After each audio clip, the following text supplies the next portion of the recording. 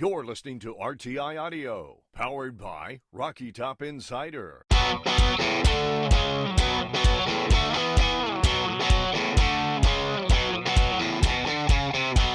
This is Pancakes and Bacon with VFL, Kyler Kerbison, and Reed Bacon.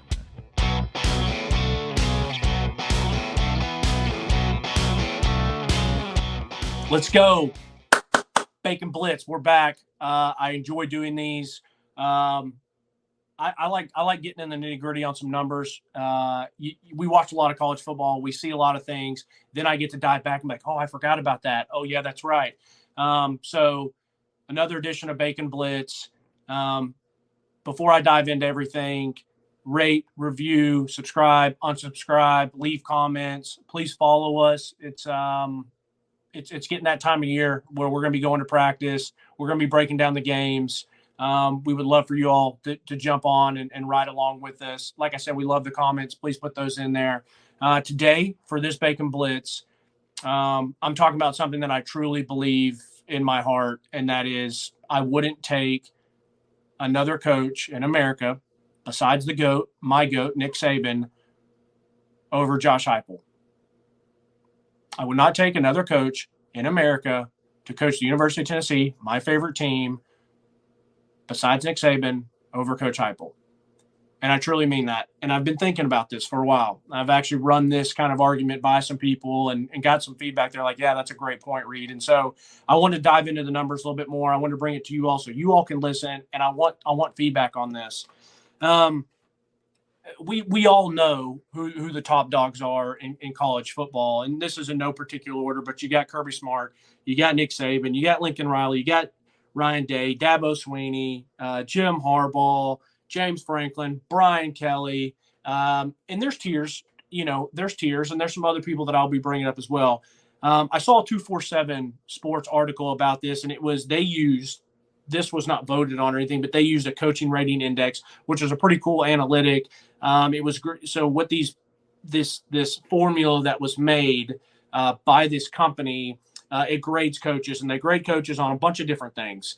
But some of the main ones were win-loss record, and that is weighted by the difficulty and importance in the game. It also says that they weight coaches differently because of talent. So it's Saban and Kirby are going to be weighted differently than some other ones because they have more talent than a Lincoln Riley at Oklahoma or USC or a Josh Heupel at UCF before he's at Tennessee. And then they also do anything ranging from expected wins to close margins to games that you have equal talent on. So it's a really cool metrics. Their top 10 was Nick Saban, Kirby Smart, Lincoln Riley, Ryan Day, Dabo Swinney, Jim Harbaugh, Chris Kleiman. I hope I said that last name correctly. Hugh Freeze, Coach Heupel, and then Jeff Brom. So that's based on this. That's who they have. Now they didn't have James Franklin, they didn't have Brian Kelly, and they didn't have Matt Rule on that, which are coaches that I respect tremendously. Let's talk quick about each of these, and I'm going to go through why I would take Coach Heupel over them. And this is not me hot taking. This is something I'm truly passionate about, and I truly believe this. And so I'm not doing this for clicks or likes. It truly is something that I believe in, and I want to hear the opinion back. So I said Nick Saban. I would take Nick Saban. Next is Kirby Smart on their list. The reason why I would not take Kirby Smart over Coach Heupel is because I feel like Kirby is in the best spot for him. When I ask people this question, I say, who would you take for your favorite team? That's how I present it. My favorite team's Tennessee. I might talk to a college. Matter of fact, I did ask one of my buddies who's a college football fan, and he grew up a Michigan fan. And I actually asked him, who would you rather have, Coach Harbaugh or Josh Heupel? And he actually said he would rather have Josh Heupel. So I've really branched this out to the people that I ask, and I just frame it as the coach of your favorite team. Back to the argument. I would not take Kirby Smart at the University of Tennessee. The guy's a two-time defending national champion right now. The reason I would not take him is, like I said, I think he's in a perfect fit. He's at his alma mater. He is in a great recruiting hotbed. He has shown that he can recruit there. Georgia was here with Mark Richt. He took them here. That's a very, very tough thing to do sometimes. A lot of people give a lot of credit for the rebuild. Sometimes it's really hard to take a team that is, here and they can't get over that hump, and then you get them over the hump. And he hasn't just got them over the hump. He's kicked the door in. So I'm not ever going to knock what he's done, and I would never argue that Heupel is more accomplished. That's crazy. Kirby Smart has two national championship titles. I'm just saying that right now at the University of Tennessee, I'd rather have Coach Heupel. So back to the argument. I digress. I think Kirby's in the perfect position because he can recruit well, and he does a great job of getting those high-caliber recruits to buy in. Have you all listened to what the Georgia Bulldogs have said after they've won the two last national championships? No one believed in us. No one counted us out, all that stuff. No one counted them out, except it's the mind game that Kirby does a good job of doing. He's good enough offensively and defensively with whether it's his coordinators, whether it's him. And so he has that thing rolling. It's not a secret that Atlanta and the state of Georgia has better recruiting than the state of Tennessee. And so that's why I feel like if you flip them and you put Coach Heupel down in Athens and you bring Kirby Smart here, I think Kirby Smart would still be fine at the University of Tennessee. He's not winning. I don't think he's winning national championships here. That's my opinion. I think if you put Coach Heupel down in Athens in the state of Georgia, they're winning national championships. Now, how quickly? Is it back-to-back? I don't know all that. But I'm saying I think he's going to be able to win national championships there. That's my main thing with why I would still keep Coach Heupel, is because I think Kirby's in the perfect spot for him. We don't have any other, and I'm not holding this against him, but we don't have any other history to show. Kirby Smart hasn't been to a UCF and built it. He hasn't been to an Arkansas State like someone else. He hasn't been to a Cincinnati like a Brian Kelly or whatever the case may be. He was at Alabama. He learned from the GOAT. He got to jump over to his alma mater, and kudos to him.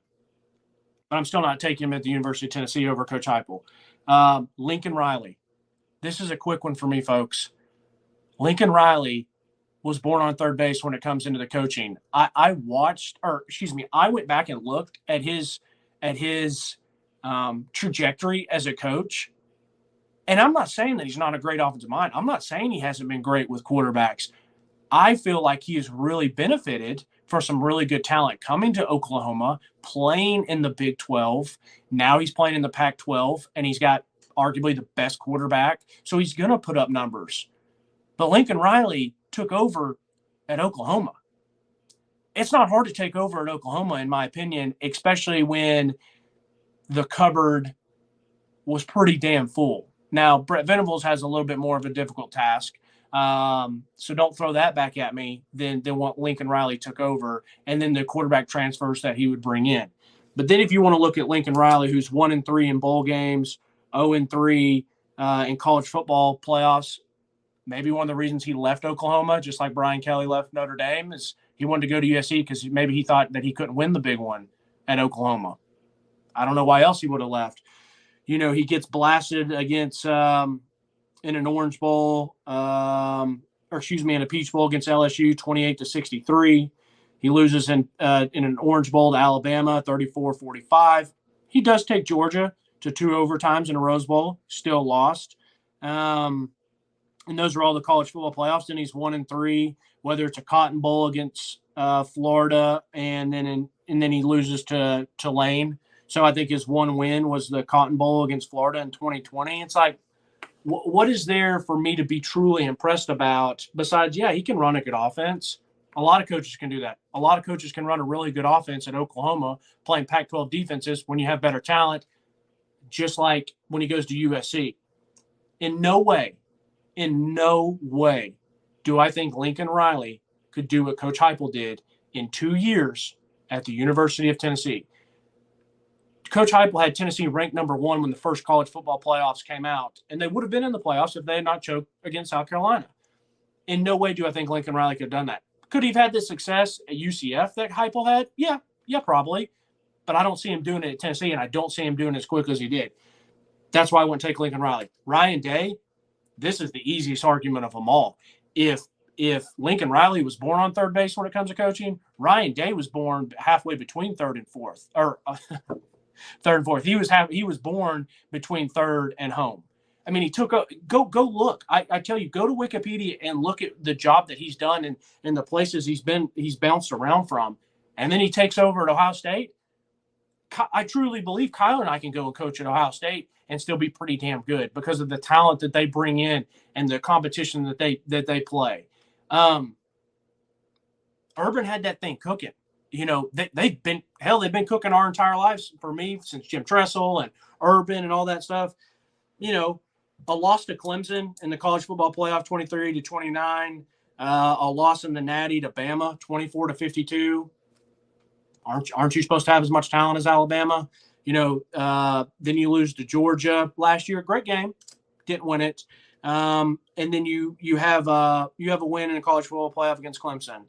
So it's like it's fine, but it's still a losing record in the games that matter the most. You know, we're looking at a big picture here. I'm not talking about your games against Michigan, which are 0-2 in the past couple of years. So Ryan Day, I have no idea what has he ever done to prove to me that he deserved the Ohio State job, and where does he deserve to be ranked higher than half of these coaches?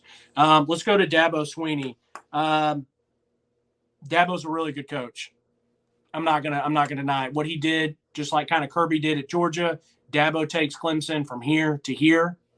I do think that he's benefited off of a very weak ACC, but he's a two-time national champion. He has the players that when he goes up against the big dogs of, you know, Ohio State, and I say the big dogs based off talent. So when he goes against Ohio State, when he goes against Bama, when he goes against Georgia, when he goes against LSU, whatever, he can compete against those, and he's won 2 national championships. So Dabo is absolutely a better coach historically, but right now, this very minute, who do I want? I want Coach Heupel. Do I think Dabo would have turned Tennessee around that quickly? Hell no, absolutely not. And I'm not saying he should have taken the job. That's not. Don't think that either. But he's not turning Tennessee around to 11-win season. And Josh Heupel just whipped him in the Orange Bowl. So it's one game. I get it, but it's pretty nice for my argument in saying, hey, y'all can keep Dabo because I got my guy. So like I said, Dabo, no thanks. Not saying you're not a really good coach. Small bit of a fraud maybe because of the ACC talent, and it's been down. I mean, FSU was good in 2013. They haven't been good since. Miami's been trying to be back for 20 years now. So save me with that ACC stuff. You win 1 game a year, 2 games a year, and then you're in the college football playoff. Jim Harbaugh. Jim Harbaugh is a guy that I respect tremendously. I think Jim Harbaugh is a darn good coach. If you look at what he did at San Diego, what he did at Stanford, very impressive. Then he goes to the NFL, takes a team to the Super Bowl. All that is extremely impressive. I think Coach Harbaugh is a very, very good coach. Would I take him at Tennessee over Josh Heupel right now? No. There's sometimes that I don't even think Coach Harbaugh even wants to be in college. I think a lot of people think that he still wants to be in the NFL, and he's at his alma mater. So if he's just putting in the effort to be his alma mater, he definitely is not going to come to another school that, you know, my favorite school, and maybe be as engrossed, as involved, as in, I'm looking for a word, where he cares as much. And then we're talking about what he's been doing at Michigan. I mean, he takes a loss in the Orange Bowl to FSU, a loss in the Outback Bowl to South Carolina, a loss in the Peach Bowl to Florida, a loss to Bama in the Citrus Bowl, a loss to Georgia in the Orange Bowl, a loss to TCU in the Fiesta Bowl. I mean, really, the big games he's won is the past 2 years against Ohio State. Once again, we don't care about that. Like, if I'm not a Michigan fan or Ohio State fan, I don't give a damn about the game. I'm worried about if my team's winning a national championship. So, and that's what I would bring Harbaugh in for. So, not to say he's not a more, like I said, with Dabo and some of these guys, he's a better historic coach. That doesn't mean I want him over Coach Heupel. No way. Couple more to finish up here. I love James Franklin. Why do I love James Franklin? Because I saw what he did at Vanderbilt. It was up close and personal to me. I never really thought that I would see Vanderbilt be any good in my life. I never thought I would sit in Neyland Stadium and watch Vandy beat us.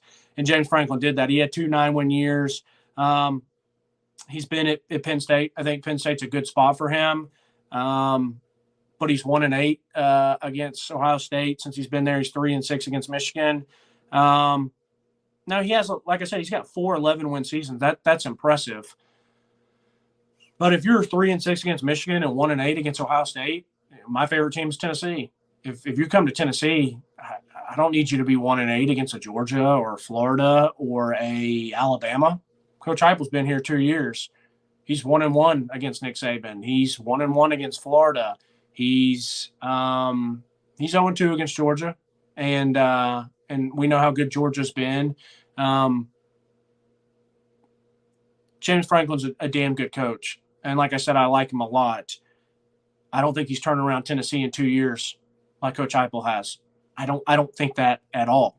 I think he could have brought Tennessee back to be really good. It might have taken him some longer times. I don't know if he would have ever potentially got us in a national championship. I feel very confident now that with the playoff expanding, that Coach Heupel's going to have us in and out of that thing year in and year out. Let's go to Brian Kelly, a guy that I don't like, but I'll admit that he's a damn good coach. I think what I was most impressed about when I went back and looked at it was Grand Valley State. I didn't even know he coached at Grand Valley State. Dude was 118-35 there. That's very, very impressive. Then you go to Central Michigan and he takes them from 4-7 to 6-5 to 9-4. You upgrade. You go to Cincy, you go 10-3, 11-3, 12-0. Guy wins everywhere he goes. Then he goes to Notre Dame. 92-40. Was in and out of the playoffs, but got blasted. In and out of some big bowl games, got blasted. And I truly believe that he left Notre Dame because he knew he couldn't win the big one there because of – and don't think this is wrong. They can recruit because they're Notre Dame, but they also have a really hard time recruiting because of their location and because of the academic standards. And I've talked with someone who's worked in the football department there and still knows people there. And he will tell you the same thing, that it is difficult. It is, as good as their recruiting classes are, it is still very difficult to maybe get some of these elite athletes that you need from a Louisiana, an Alabama, a Georgia, a Texas, a California to move all the way across the country or to come up north, play in cold-ass weather, old-ass tradition, and know that you're probably going to get blasted in a big bowl game because everyone else around you might not be there. And then academically, it's still really tough. He goes to LSU, and I love the fact that Tennessee beat their ass this year, and I love that Coach Heupel is 1-0 at Tennessee against Brian Kelly because I think he's going to be damn good while he's there. I think if Les Miles and Coach Orgeron can win there, LSU will win a national championship with Brian Kelly. If he's there 4, 5, 6 years, I will be very surprised if they don't. That doesn't mean that I want that guy coaching my program. That doesn't mean that I think that he would have turned around Tennessee that quickly. And he had already paved his way. He didn't need to come to Tennessee and try to do a rebuild. He's earned an LSU job. But saying that, even if he had taken it, I think he would have gotten Tennessee back. I don't think this quick. And I don't want that guy leading my program. Lastly, Matt Rule. I love Matt Rule. I think what he did at Temple and Baylor is maybe second to none. I would like Matt Rule to have coached at the University of Tennessee before I fell in love with Coach Heupel and what he's doing at our program. You go to Temple, you're 2-10, then you're 6-6, then you're 10-4 and 10-3. That is unbelievable. Then he goes to Baylor, and we had all that mess with all their sanctions and with Bryles being there, and it's 1-11, 7-6, 11-3. The guy can rebuild a program, and I firmly believe that he would have rebuilt Tennessee. Once again, my argument with a couple of these other individuals is I don't think it would have been as fast as Coach Heupel has done. And the fact that Coach Heupel is as good as he is on the offensive side of the ball is going to continue to keep Tennessee relevant and in games and has the ability to win championships when that defense continues to rise. And I don't see that same offensive prowess with Matt Rule. Like I said, he can turn a program around, and I could have seen him if he came to Tennessee. And just like Matt Rule or Brian Kelly or James Franklin, I think they could have gotten us up there. I think Brian Kelly would have probably been the only one that could have probably gotten us back in a national championship talk, but James Franklin or Matt Rule could have gotten us back on a good level, 8, 9 wins a year, maybe 10 every couple now and then. I don't think it's as quick as Coach Heupel, and I don't think it's as sustainable as Coach Heupel because I trust him and his offense and how he evolves and how he can coach quarterbacks, which is the most important position in all of football. And we have a guy that we know is going to get the most out of his talent, whether it's a 3-star transfer from Virginia Tech, Hendon Hooker, that should have been a Heisman finalist and put up amazing numbers, or whether it's a guy that's talented beyond belief in a Nico. And I always think he's going to get the most out of him. And with his offense, with his culture building, with his team building, I think Tennessee is in one of the best spots that we've been in 20-something years. And that's why I would not take anyone else at Tennessee besides, in my opinion, the GOAT of Nick Saban, because I don't think it would have been a fit. I don't think it would have happened as fast. I don't trust these other individuals to do it the right way. I don't trust that their investment into the University of Tennessee would have been the same. That's my argument. Now, once again, you could be a favorite for your team could be South Carolina. Your team could be LSU. Your team could be Utah. Your team could be Cincinnati. And you would have other reasons why other coaches would be there. Coach Heupel's offenses at Missouri, they were 13th, first in the SEC, 8th in the nation, first in the SEC. UCF, 5th in the nation, 2nd in the nation, 2nd in the nation. UT, he went 9th in the nation to number 1 last year. Now, I'm not saying it's all about offense, but in the trajectory of college football now and where it's going, we got the best one, and I would love to keep him there. That's why I would pick him over the rest of the individuals. Y'all be good. Thanks for listening.